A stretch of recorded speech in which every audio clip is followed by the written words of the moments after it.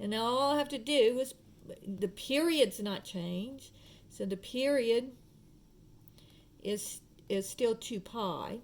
So this is going to be 0, pi over 2, pi, 3 pi over 2, and 2 pi.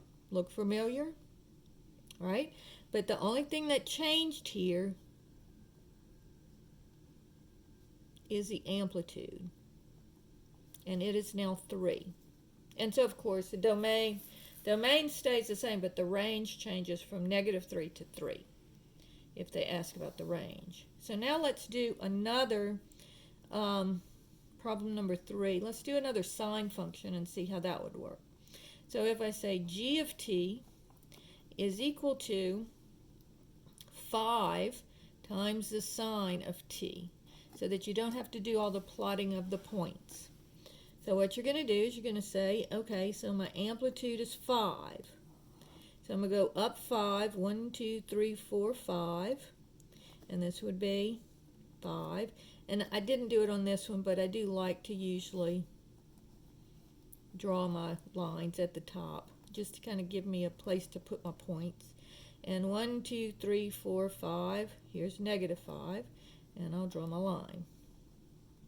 Now remember, the sine of t starts at the midline. So I'm going to start at the midline. Then I'm going to go up to 1, down to 0 again, down to -1, up to 0 again, and then I'm back at 0, so I stop. So this one's going to look like this. So see how this one looks like a sine function because it starts at the midline. This one looks like a cosine function because it starts at the top.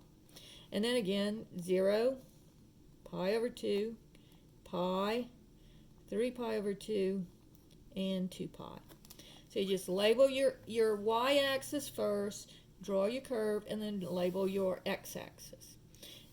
Cosine starts at the top, sine starts at the midline.